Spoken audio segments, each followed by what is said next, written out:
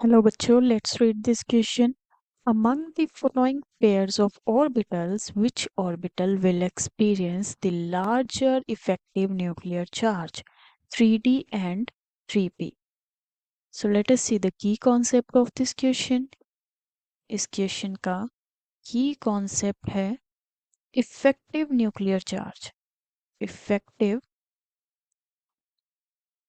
nuclear charge. So let us see effective nuclear charge क्या होता है. Effective न्यूक्लियर चार्ज एक होता है न्यूक्लियर चार्ज और ये है electric effective nuclear charge and nuclear charge is overall charge on the nucleus. और जो इफेक्टिव न्यूक्लियर चार्ज होता है वो क्या होता है हम समझते हैं। ये न्यूक्लियस है एंड इलेक्ट्रॉन्स प्रेजेंट होते हैं इसके अराउंड ऑर्बिट्स में। Suppose these are the electrons present and एक तो फोर्स लग रहा होगा इन इलेक्ट्रॉन्स और पॉजिटिव चार्ज जो प्रोटॉन्स है उनके बीच में,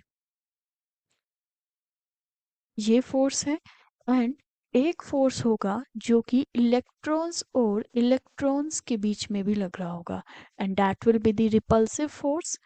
सो जो ये जो रिपल्शन होता है इलेक्ट्रॉन्स और इलेक्ट्रॉन्स के बीच में, that is the screening effect. And इसकी वजह से जो ओवरऑल चार्ज है न्यूक्लियस पर वो कम हो जाता है। So we can write the same effective nuclear charge is the net positive force, net positive force experienced by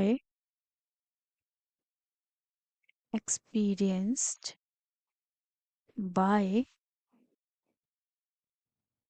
electron by an electron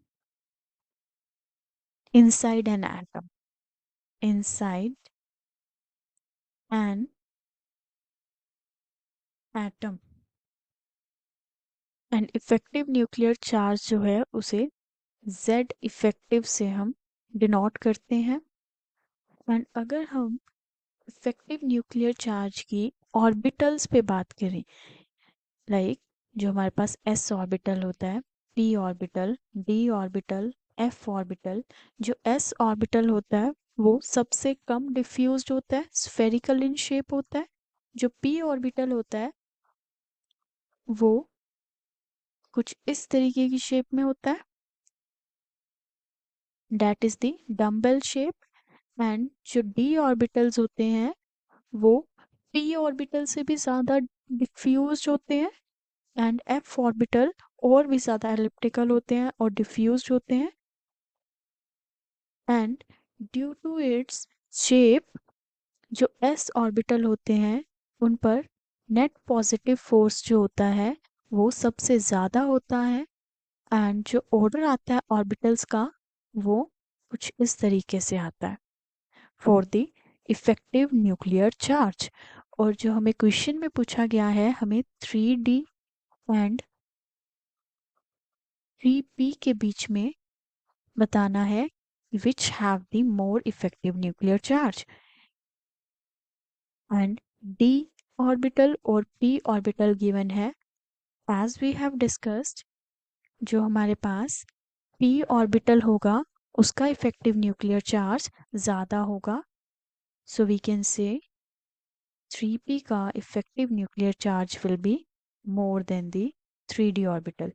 and generally जब हमें पता करना हो कि इफेक्टिव न्यूक्लियर चार्ज कौन से ऑर्बिटल का ज़्यादा होगा, then we will see the n, that is the principal quantum number, principal quantum number। and if n is same, अगर हमारे पास n का वैल्यू सेम आ जाए, then check L। Let us suppose हमारे पास कुछ ऑर्बिटल्स हैं 1s 2s and 3s 3p। ये orbitals हैं हमारे पास। एज वी हैव डिस्कस कि हम सबसे पहले n का वैल्यू देखेंगे। n की वैल्यू जितनी ज़्यादा स्मॉल होगी उस पर इफेक्टिव न्यूक्लियर चार्ज उतना ही ज़्यादा होगा।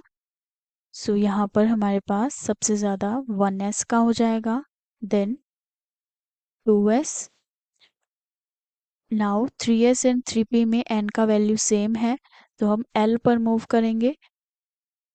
अब l का वैल्यू हमारे पास 0 1 2 3 and so on. 0 for s orbital, 1 for p orbital, d orbital के लिए 2, f ऑर्बिटल के लिए 3 एंड सो ऑन। एंड हम यहाँ पे देख सकते हैं हमारे पास s ऑर्बिटल और p ऑर्बिटल है एंड s के लिए जो l का वैल्यू है वो 0 होगा, p के लिए 1 होगा। तो जितना कम वैल्यू होगा उसका effective nuclear charge will be more. And we have already discuss कि s का जो इफेक्टिव न्यूक्लियर चार्ज है वो ज़्यादा होता है। जो ऑर्डर ये आएगा। So this was the main concept और जो हमारा आंसर है वो हमने पहले ही लिख लिया है, दैट इज द 3p का effective nuclear charge will be greater as compared to the 3D. So this was the final answer of this question. Hope the solution was understandable. Thank you.